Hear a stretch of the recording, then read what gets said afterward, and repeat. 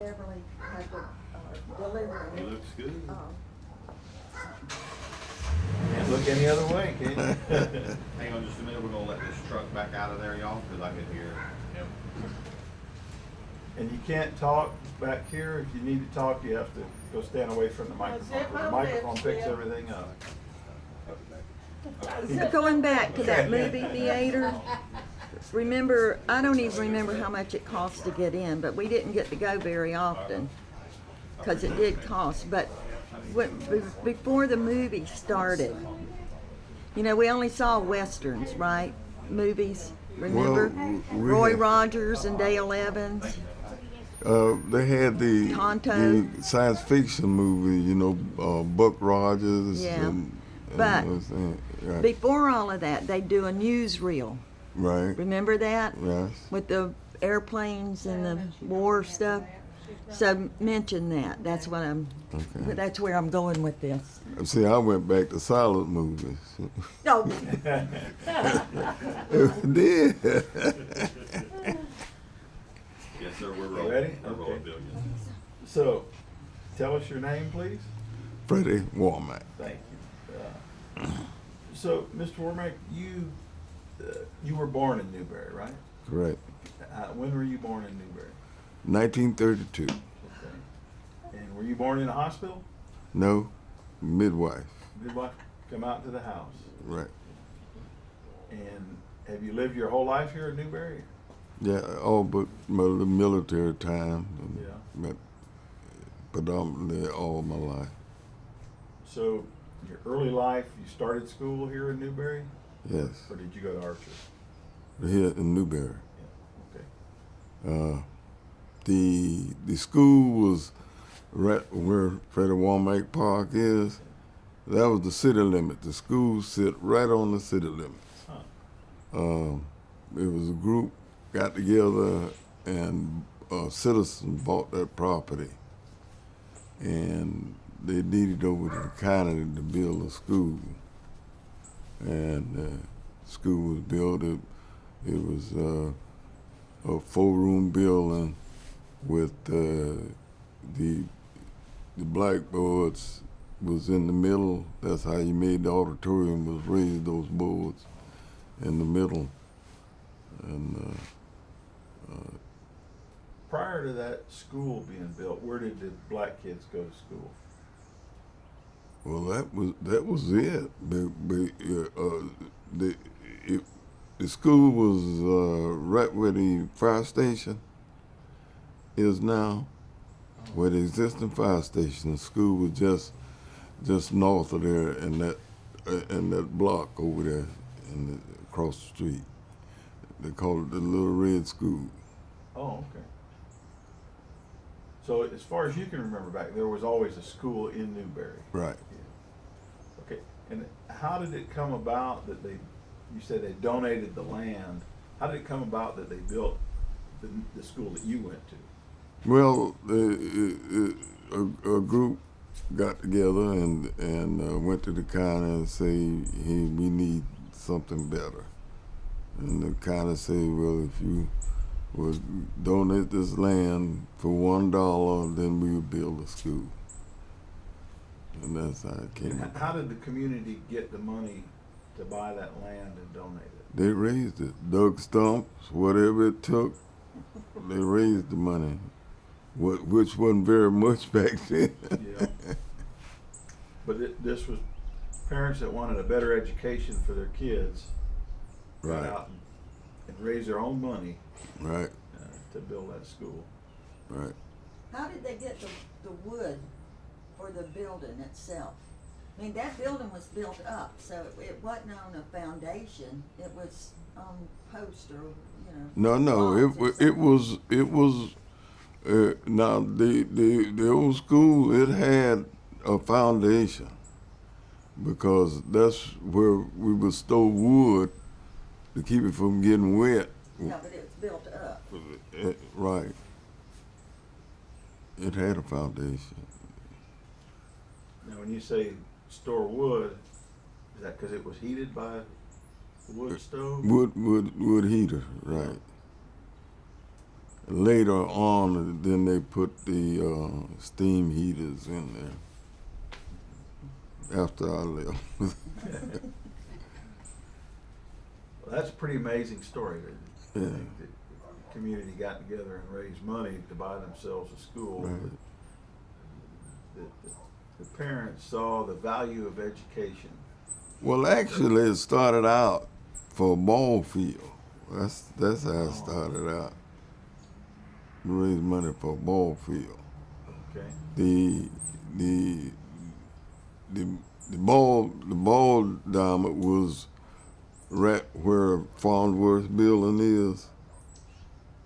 The ball diamond was in that block, that whole block. The ball diamond took it up, Okay. and they got together and raised money to right where the projects are.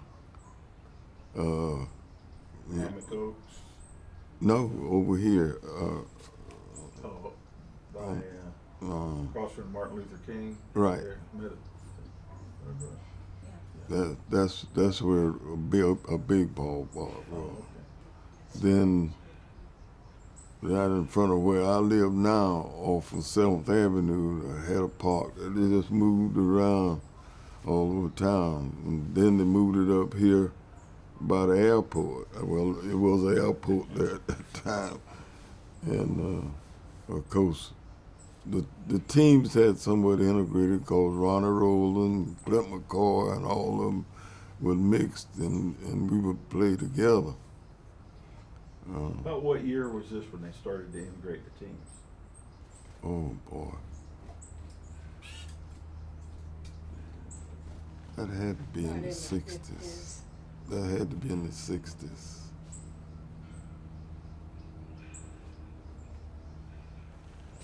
Okay, but y'all worked to to get money to buy these fields, and then when the school board made you the offer that if you would donate the land, then you took one of what would have been your ball fields and donated it to build a school. Right. And that land was out there what they now Right. call Freddie Warmack Right. Park. See, the city was only 2 square miles then. That was it. 60 square miles today. Yeah. Yeah. But in the old Newberry, see, I can remember, we always had facilities here. We had hotels, bowling alleys. Bowling. Yeah, the bowling alley was right there where the pawn shop is now, back there.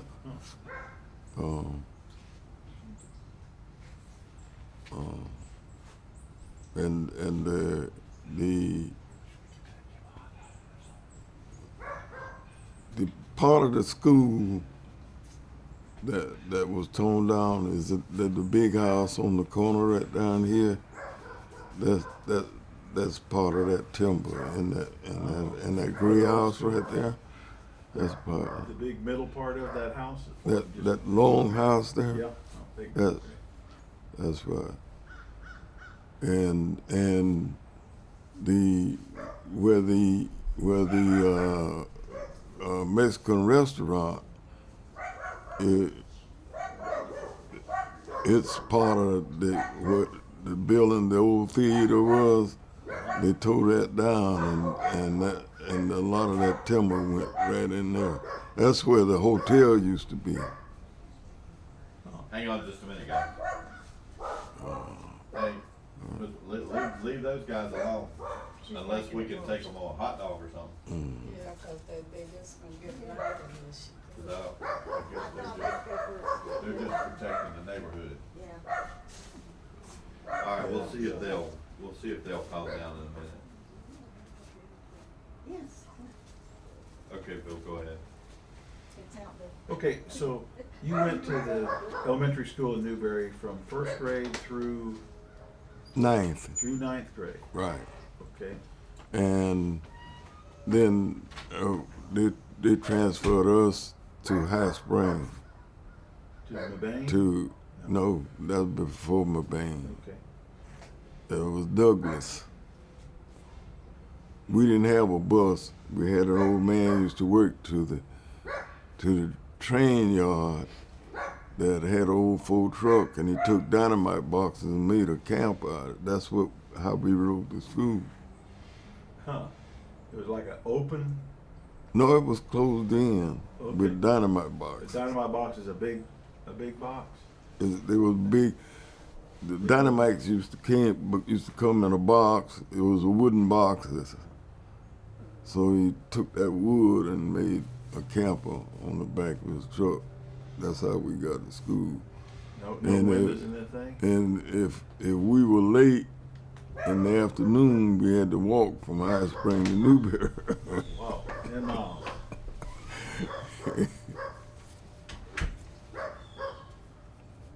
So you went to school in like a flatbed truck that had a wooden box built on the back of it. Yeah, And if you missed the bus, you had to walk to High Springs.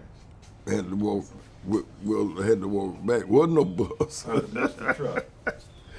It was if you missed the truck, you had to walk. Now, have you made that walk? That's a many days. Really? Yeah. How long did it take you to get to High Springs?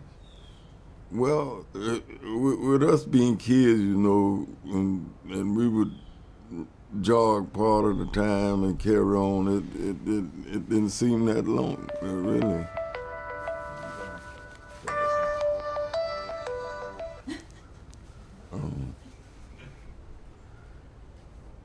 So did you go to High Springs all the way through 12th grade?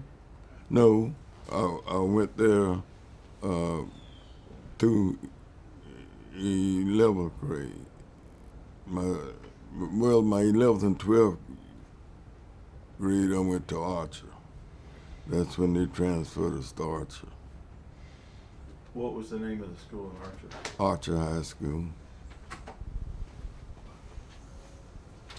And how did you get to Archer? Well, they finally give us a bus, so to speak. It didn't have windows in it, but it was transportation. Is that the building where you went to high school? Does that still exist today? No, it burned. Burned down. And right where the elementary school is now in Archer, that's where the high school was. Okay. Any other questions about high school? I wanted to go back to donating the land for the school, the old school, Mm-hmm. and building the school. Who were the people in the community that went to Gainesville to talk to people? Well, was Bill Berry on the school board? Did they meet with him? Who was the families that were strong enough, brave enough, big enough to say we got to have a school? Well, Mr. Berry was one. Eddie Thompson, you remember him? Used to run the dry cleaner. And That's May's granddaddy. And The uncle. his brother was named Mr. Eddie Thompson. yeah, So he was one of the ones too. yeah. That's it. Okay, so you graduated from high school. Where'd you go from there? Well, I enrolled at Bethune-Cookman for one semester, and my mom died, and I had to drop out. So I went to work. So you went to work Yeah. doing.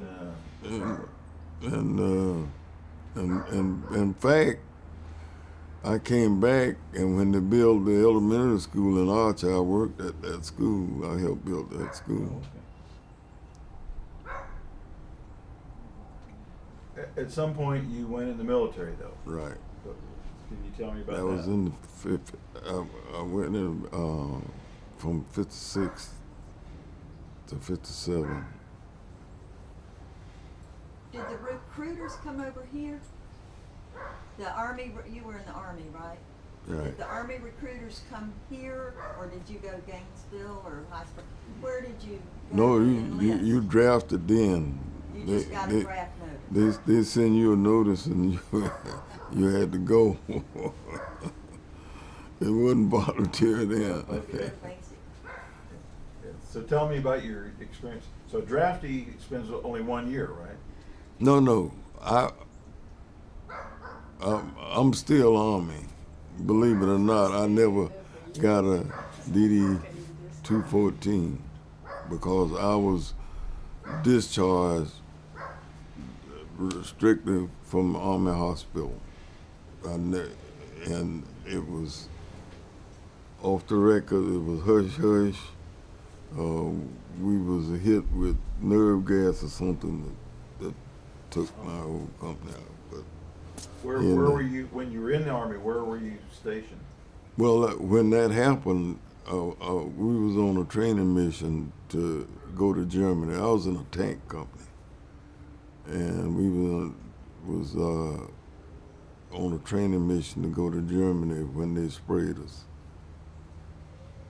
Where was this at, where you got at sprayed? Fort Benning. At Fort Benning. So that was part of their training, was to spray you with actual nerve gas. Right.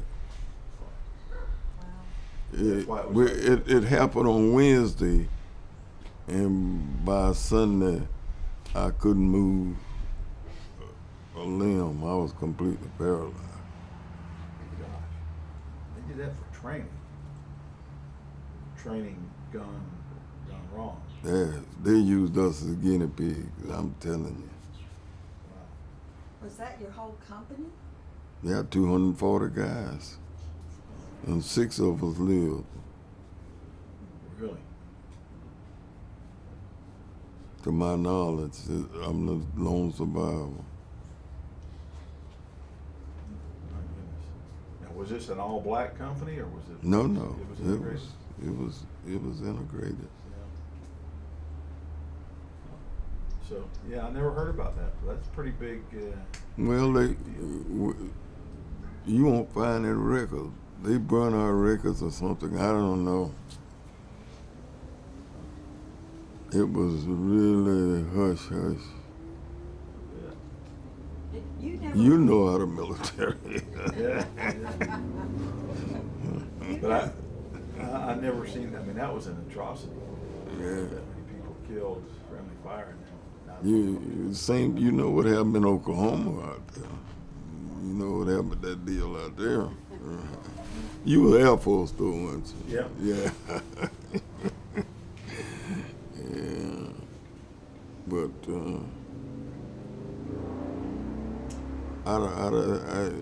it was strange, you know. I had help.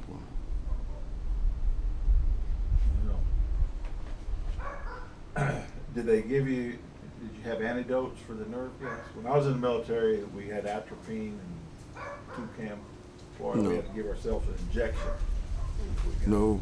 Gas. You didn't have to And, give and, antidotes? and what they hit us with was had a piper plane that come over. They flew over and they made a couple of passes and nothing happened. And that third time it just, Did you have your chem suit and gas mask Yeah. on and everything? yeah, but unexpected, and guys was running over guys and you just didn't have time to go through the procedure. Yeah. Well, I'm not tell that story. That's an amazing story. And, So you were in the hospital after you got gas, yes. nerve gas, which is very painful and. Well, You say I paralyzed didn't have any pain. It was, I was completely, my body was petrified most of the things. And about 6 months, I contracted pneumonia, and they put me in the iron lung, and I got over that, and well, they said, well, you never walk again, and all that. But well, they sent me home in a wheelchair, but I walk. Wow. Okay, so you came back from the Army, back to Newberry again. What'd you do when you came back to Newberry? Well, wasn't very much I could do because of my disabilities. But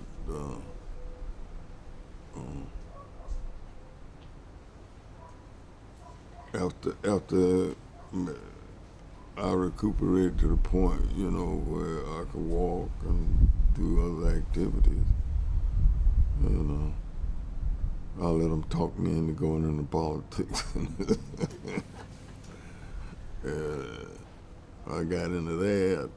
So when did you, so you got elected mayor, right? First, or did you? No, I was on the commission. I was. City commission, okay. It was a guy on the commission that deceased, and I served the remainder of his term. And all What of year was this when you came into city? that was in '70. I went on my own in '74, so that must be '73. Okay. Yeah, '73. And I spent the rest of his term. And they talked me into running again and till the whole 20 years. Spent 20 years working for the was city. 10 on the commission and 10 as mayor.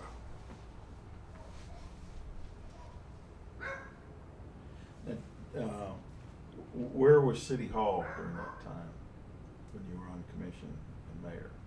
Not in It the was- City Hall we have today, right? Yeah. Actually, it wasn't the city hall. The municipal building was it. The municipal building was it. All the city transaction was in the municipal building. And then the little building now where the finance office is, that used to be the Parkers business office, and the city bought it, and that's when they put the clerks and everything over there, and that was somewhat City Hall at that time until we built the present building. Did you get paid for being city commissioner? Not in the beginning, No. nothing. And my first paycheck was $20 a month.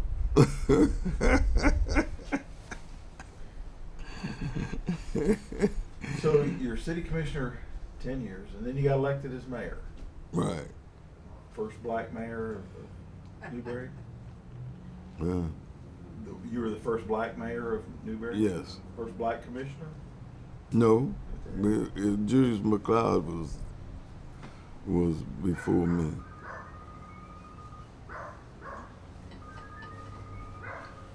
So at that time, we didn't have a city manager. The mayor ran the city, right? That was it. Can you tell me a little bit about your experience as being the mayor, starting off? Well, as you know, it's not easy, but through the whole thing, it was very exciting. It was something that you had to do it to believe it.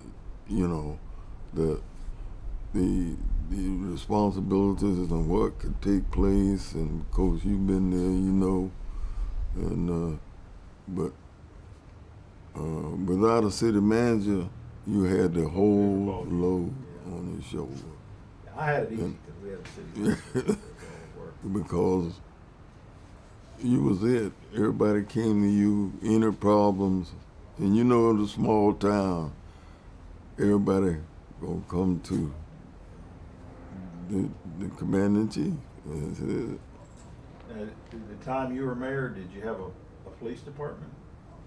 Yeah, Yeah. yes. Tell me about the police Who department. was our deputy? Well, Large.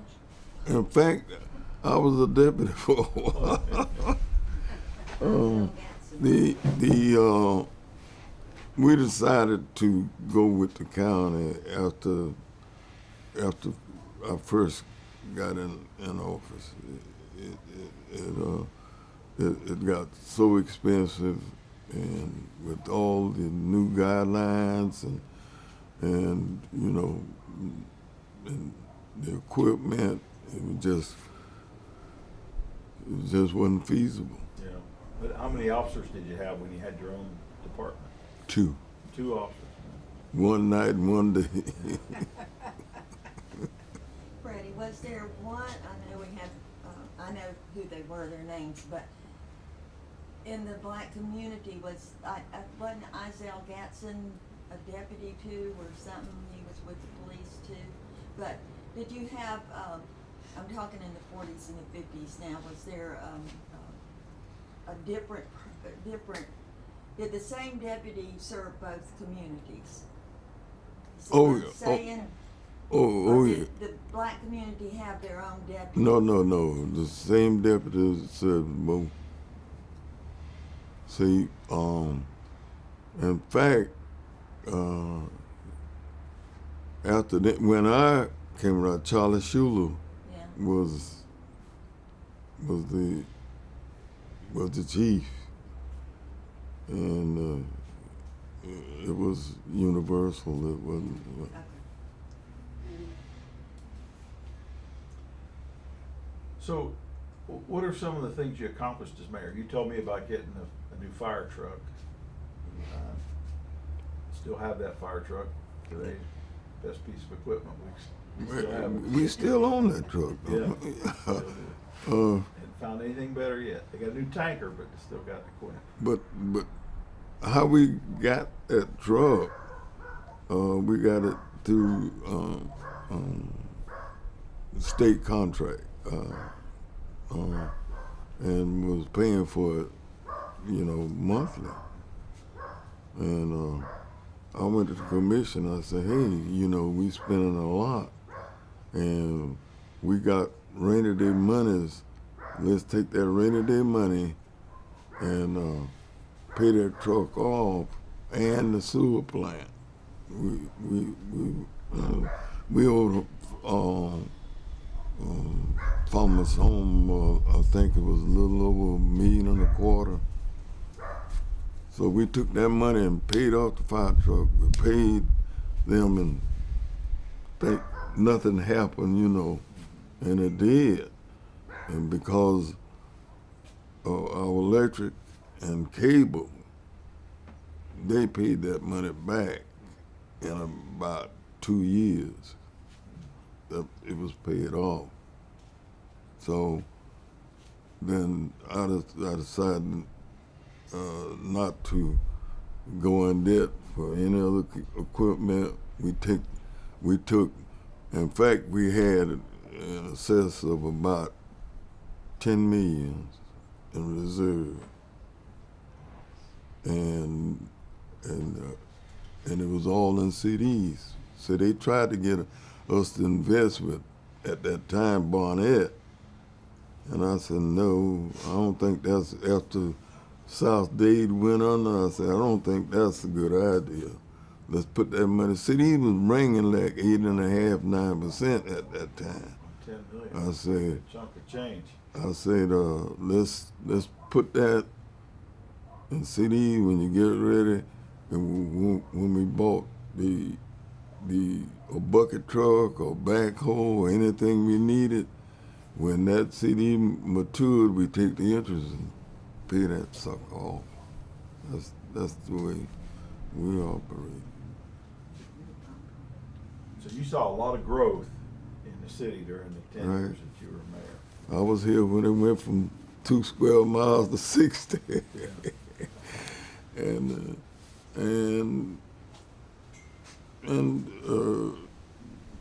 we was instrumental in getting in excess of $3 million when we put in the new water tank and water and sewer and the new fire station and all of that came, and we built 57 new homes, plus we refurbished, I believe we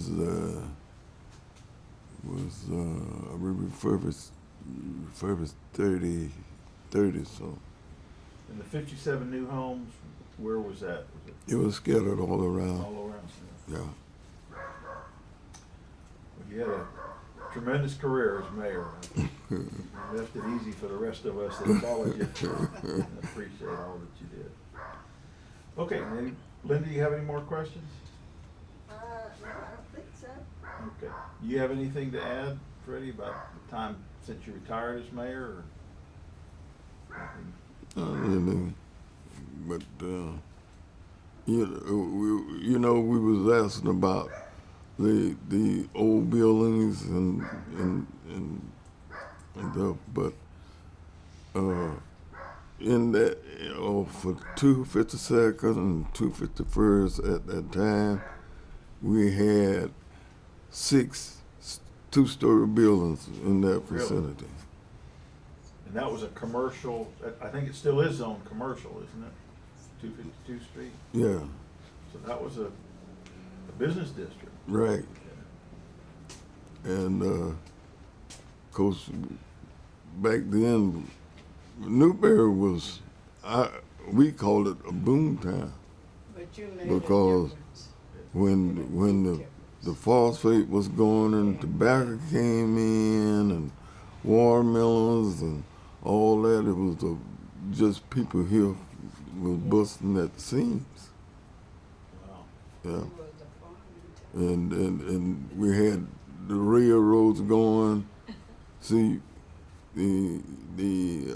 this was somewhat a central location, and in fact about it, that train yard that went to High Springs was supposed to be in Newberry, but the city fathers at that time couldn't see it, so they turned it down.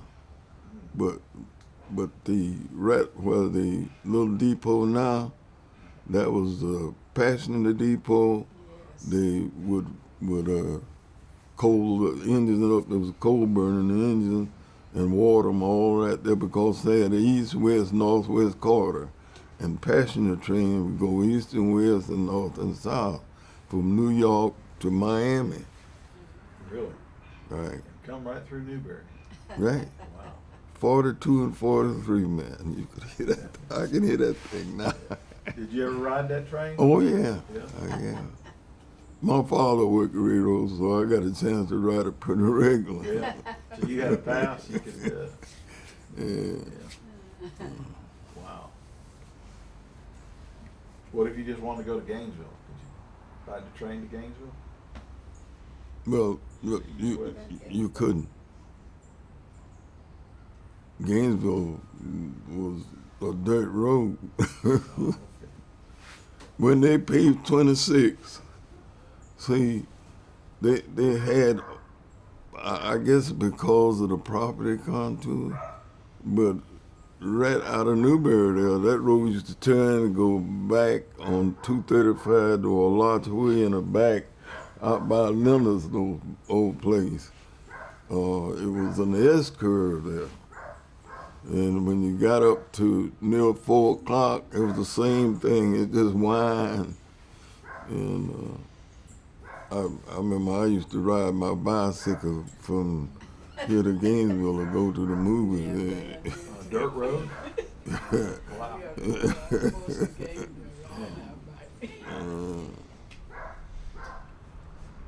Well, you certainly made a tremendous contribution to this city.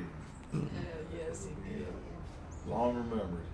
It's brought it from being a little crossroads to being a modern, well-funded, well-run city under your administration. Yeah, it's good to live to see it happen. Reserves that you built up, still got it. So appreciate all of the service you had to the city of Newberry. So, unless you have anything else, Adam, that's I'm it. finished. Yeah. You Thank can you so stick much. around though, you don't have to leave. Uh-uh. I said you can stick around, you don't have to leave. We're gonna get Sarah up here. I don't have nothing to say, Freddie, and